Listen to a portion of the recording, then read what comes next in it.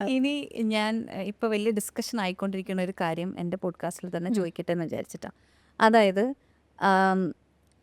Physical ചീറ്റിങ്ങും emotional cheating ഇതില് I mean ഇതിൽ രണ്ടിൽ ഏതെങ്കിലും ഒന്ന് ഓക്കെ ആണോ, അതോ ഏതെങ്കിലും ഒന്നിന് അപ്പോൾ ഭർത്താവ് വേറൊരാളുടെ ഇപ്പം ഒന്നുമില്ലെങ്കിൽ ഇമോഷണൽ കണക്ഷൻ ഇല്ലാണ്ടാണല്ലോ ചെയ്തത്. അപ്പോൾ അത് എന്നോടല്ലേ ഉള്ളൂ. ഒരു വിക്ടിം മെൻറ്റാലിറ്റിന്നോ അല്ലെങ്കിൽ പിന്നെ ആ ഒരു റിലേഷൻഷിപ്പ് ഇനി നശിപ്പിക്കാതിരിക്കാൻ നമുക്ക് എന്ത് ചെയ്യാം? Okay, this is what it is, let me just handle it that way. നമ്മളെ തന്നെ ആശ്വസിപ്പിക്കാൻ ചെയ്യുന്ന കാര്യങ്ങളുണ്ട്. അപ്പോൾ എൻ്റെ അടുത്ത് ചില സമയത്ത് കപ്പിൾസ് വന്നിട്ട് ഭർത്താവ് ചീറ്റ് ചെയ്തിട്ടുണ്ടാവും, ഭാര്യമാരും ചീറ്റ് ചെയ്തിട്ടുണ്ടാവും. അപ്പോൾ ഭർത്താവ് ചീറ്റ് ചെയ്തിട്ട് ഇങ്ങനെ ഭാര്യ വന്നിട്ട് എന്തെങ്കിലും ഇപ്പോൾ STD ടെസ്റ്റ് വല്ലതും ചെയ്തിട്ട് പോകാൻ വേണ്ടി. അപ്പം ഞാൻ ചോദിക്കും, അയ്യോ okay with the situation, like ക്ഷമിച്ചോ? എൻ്റെ മക്കൾക്ക് പിന്നെ ഞാൻ ക്ഷമിച്ചു. ഓക്കെ, പക്ഷേ ഇത് എങ്ങനെയാണ്, അതൊരു വൺ ടൈം തിങ്ങാന്ന് പറഞ്ഞു, അല്ലെങ്കിൽ ഇങ്ങനെയാണ് സംഭവിച്ചതെന്ന് പറഞ്ഞു.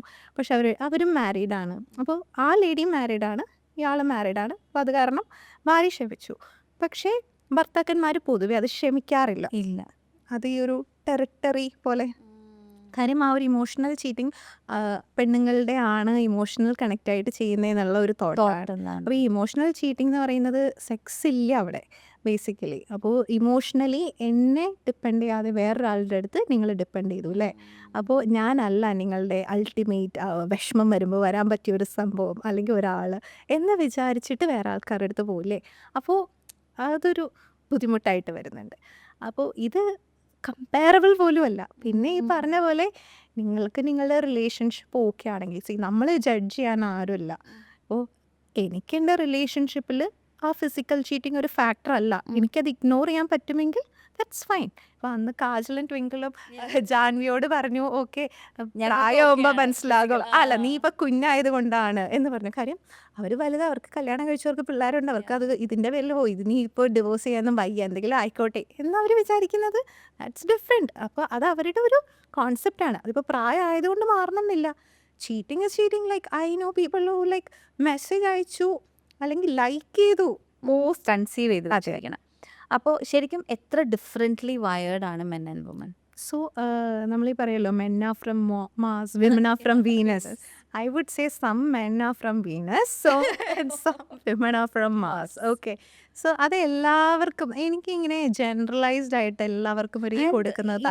V have villainised men also അല്ലേ ഇൻ എ വേ. അപ്പോൾ എന്താണ് ഡോക്ടർക്ക് അതിൽ? സോ എൻ്റെ അടുത്ത് ഒരിക്കൽ ഒരു കപ്പിള് വന്നിട്ട്, so this lady goes for work. ആള് വീട്ടിൽ കൊച്ചിനെയൊക്കെ നോക്കും, നല്ലൊരു മനുഷ്യയാണ്. ഐ മീൻ ആൾ ജോലിയും ചെയ്യും, വീട്ടിൽ കുറേ കാര്യങ്ങളും ചെയ്യും. കാര്യം ലേഡിയാണ് കൂടുതൽ ടൈം പുറത്തുണ്ടാവണേ. അപ്പോൾ പുള്ളിക്കാരിക്ക് ചെയ്യാൻ താല്പര്യമില്ല. അപ്പോൾ ആള് പറയാ, ഡോക്ടർ നമുക്കൊരു കണക്ഷനൊക്കെ വേണ്ടേ, അങ്ങനെ പറഞ്ഞു. അപ്പോൾ വൈഫ് പറയാ, ഞാൻ ഇയാളോട് പറഞ്ഞു ആരോടെങ്കിലും പോയി ചെയ്തോ, എനിക്ക് കുഴപ്പമില്ല. അപ്പോൾ ഭർത്താവ് എൻ്റെ അടുത്ത് പറയാ, ഡോക്ടർ അങ്ങനെയാണോ പറയുന്നേ, ഒരു ഒരു എനിക്ക്. അപ്പം ഞാൻ പറഞ്ഞു, അയാൾക്ക് ഹേർട്ടാവണോ, നിങ്ങൾ അങ്ങനെ പറയല്ലേ. അപ്പോൾ ആ ആൾക്ക് ഭാര്യയോട് മാത്രമേ ചെയ്യാൻ താല്പര്യമുള്ളൂ. ആൾക്ക് ആ ഒരു സ്നേഹം ഉണ്ടെങ്കിലേ അത് ചെയ്യാൻ പറ്റുള്ളൂ. So that's the key. Okay, so ഇത് ജെൻഡർ ബേസ്ഡ് തിങ് ഒന്നും അല്ല. ആൾക്കാർക്ക് ഓരോരുത്തർക്കും ഓരോ രീതിയിലാണ്. അതിപ്പോൾ സെക്സ് ഒരു ആർട്ട് പോലെയാണ് നമ്മൾ കാണുക എന്നുണ്ടെങ്കിൽ അല്ലേ. അപ്പോൾ നമുക്ക് നമ്മുടേതായ കുറേ താല്പര്യങ്ങളും പ്രിഫറൻസസും ഉണ്ടാവും.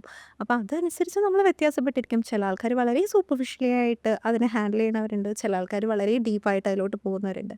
അതിപ്പോൾ ആണും പെണ്ണും എന്നോട് പറയാൻ കാര്യം, ആണുങ്ങളാണല്ലോ കൂടുതൽ നമ്മൾ കാണുന്നത്, ഇത് വിസിബിൾ ആയിട്ട് കാണുന്നതും നമ്മൾ അറിയുന്നതുമായിട്ടുള്ളത്.